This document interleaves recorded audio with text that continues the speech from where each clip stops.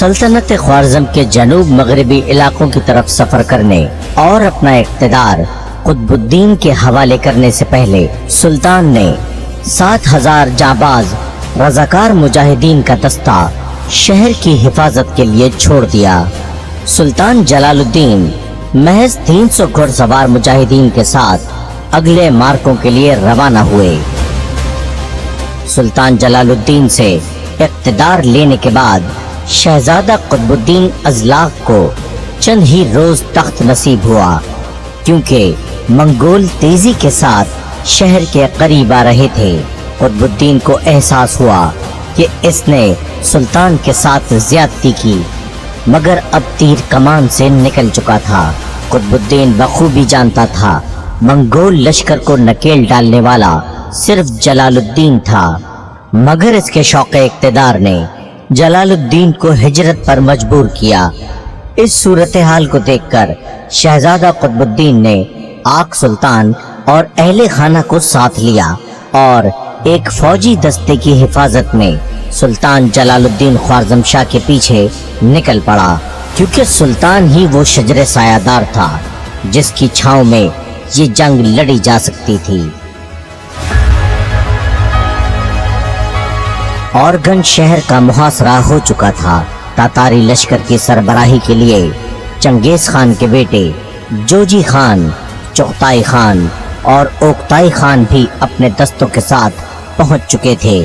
چنگیز خان کے خاص جنگی سالار تولن نویان، استون نویان اور قازان نویان پہلے سے موجود تھے۔ تاتاری لشکر لاکھوں سپاہیوں کے ساتھ اورگن شہر کے باہر پڑاؤ ڈال چکا تھا۔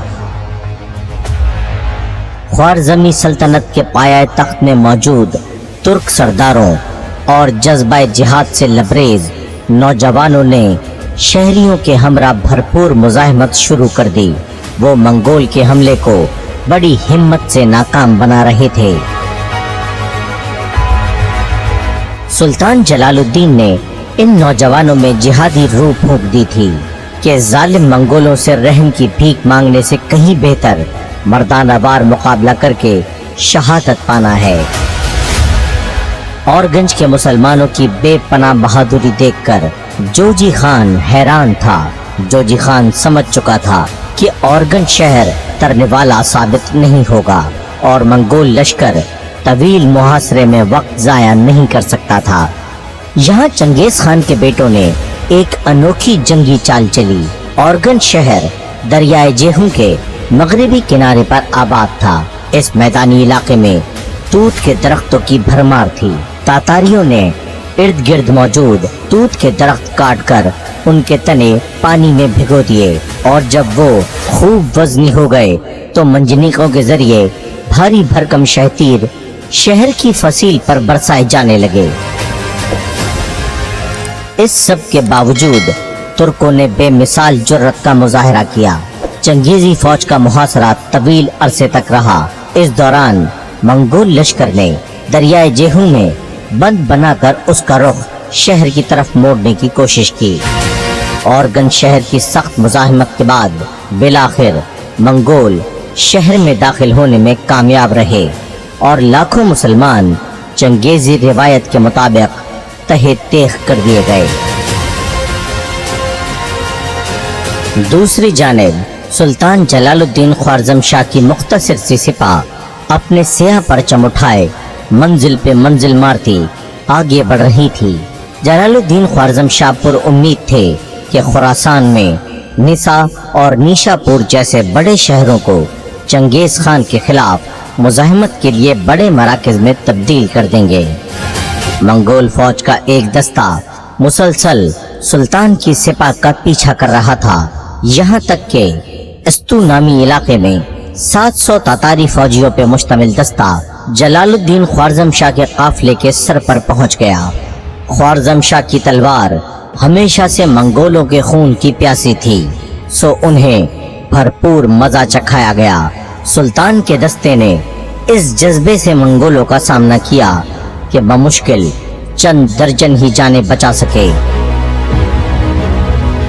سلطان کی منگول لشکر پہ فتح کی خبر جنگل کی آگ کی طرح پھیل گئی۔ निसा के नवाही इलाके में उमरा अपने लश्कर के साथ सुल्तान के साथ मिलने लगे, उन्हें साजो सामान मुहैया किया। दूसरी तरफ औरगंज से निकलने के बाद शहजादा कुतुबुद्दीन और आक सुल्तान जो अहले खाना के साथ जलालुद्दीन ख्वारज़मशाह से मिलने के लिए सफर में थे, वो निसा के इलाके में तातारी दस्ते के घेरे में आ गए। अलाउद्दीन ख्वारज़मशाह के बेटों ने भरपूर मुज़ाहिमत की, मगर उनकी तादाद कम थी। शहजादे शेरों की तरह लड़े, मगर बिलाखिर मंगोल लश्कर ने उन पर काबू पा लिया। कुतुबुद्दीन और आक सुल्तान दादे शुजात देते हुए शहीद हो गए। सुल्तान का एक और भाई रुकनुद्दीन पहले ही मंगोलों से लड़ते हुए शहादत के रुतबे पर फाइज हो चुका था। खानवादाए अलाउद्दीन में अब सिर्फ सुल्तान जलालुद्दीन और उनके सौतेले भाई गयाजुद्दीन ही बाकी बचे थे। अपने भाइयों की शहादत ने सुल्तान को गमज़दा कर दिया था। कहाँ अमन सलामती के साथ गुजारे दिन, कहाँ ये अय्याम कि खुशी तो एक तरफ, एक दूसरे के जनाजों में भी शिरकत मुमकिन नहीं रही। सुल्तान जानते थे पूरी सल्तनत ऐसे ही सदमात से गुजर रही है। जब ही उन्होंने इस गम को अपनी ताकत बना लिया, बावजूद इसके कि मंगोल दस्ते पागल कुत्तों की तरह उन्हें तलाश कर रहे थे, मगर सुल्तान मुख्तलिफ इलाकों में जहादी मजमुआत तश्कील देकर आगे निकल जाते। गोया चंगेज खान की राह में जगह जगह बारूदी सुरंगें नस्ब कर रहे थे। यही वजह थी कि चंगेजी लश्कर को खुरासान में गैर मामूली मुज़ाहिमत का सामना करना पड़ा। मुजाहिदीन ने छापा मार कार्रवाइयाँ शुरू कर दी थीं। खुरासान के मुजाहिदीन ने चंगेजी लश्कर का जीना दो भर कर दिया था। वो बिजली की सरत के साथ मंगोल लश्कर पर लपकते, उन्हें कत्ल करते और वापस चले जाते। इसमें कोई शक नहीं कि इस खित्ते के नौजवानों के दिलों में सुल्तान जलालुद्दीन ख्वारज़मशाह ने हुर्रियत और आज़ादी के चिराग रोशन कर दिए थे, मगर ये सारी मुकामी जहादी तहरीकें वसाइल की कमी का शिकार थीं। मुस्लिम हुक्मरान उनकी मदद से गुरेजा थे। सुल्तान जलालुद्दीन ख्वारज़मशाह खुद एक बेवतन सुल्तान था, जिसके सर पे ताज तो था, मगर तख्त की जगह घोड़े की पीठ और दरबार के बजाय धूल उड़ाते सफर हुआ करते थे। सुल्तान एक इलाके से दूसरे इलाके का दीवाना वार सफर करता, लोगों को मंगोलों की मज़ाहिमत पर आमादा करके किसी और सिमत निकल जाता। कोई इसकी बात मानता तो कोई ना मानता, मगर सुल्तान की जिद्दोजहद जारी रही। चंगेज खान को सुल्तान के इन सारे इक़दामात की खबर थी।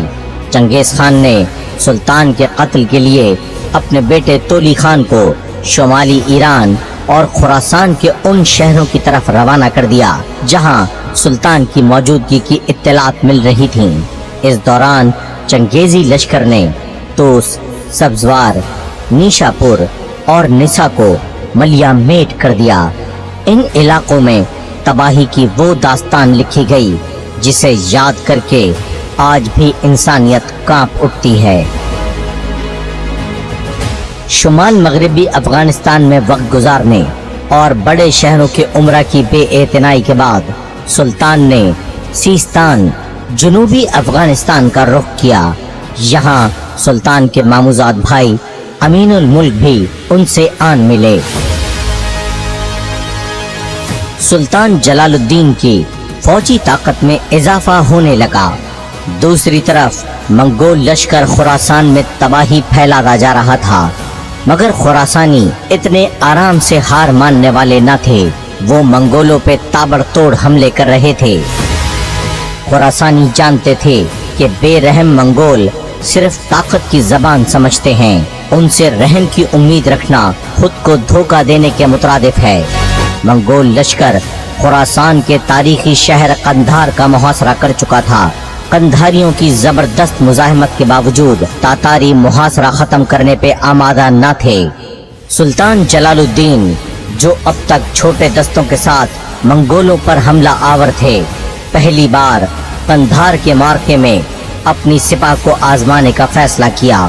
سلطان کا ارادہ جان کر اسلامی فوج میں جوش و جذبہ بھر چکا تھا۔ افغان، ترک اور دیگر مجاہدین بے تابی سے قندھار کوچ کرنے کا انتظار کر رہے تھے۔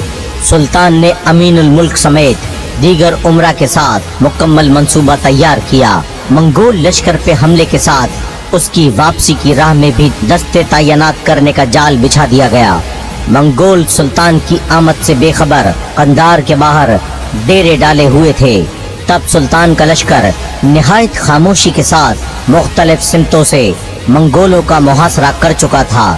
جب تک منگول اس آفت ناگہانی سے باخبر ہوئے، سلطان کے سپاہی آسمانی بجلی کی سی تیزی سے منگولوں پہ ٹوٹ چکے تھے۔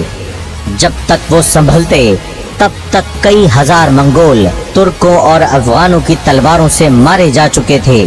تاتاریوں نے قدم جمانے کی ہر ممکن کوشش کی، مگر سلطان کے آگے ان کی ایک نہ چلی۔ قندھار میں یہ اطلاع رحمت بن کر پہنچی کہ سلطان کا لشکر ظالم منگولوں پہ حملہ کر چکا ہے۔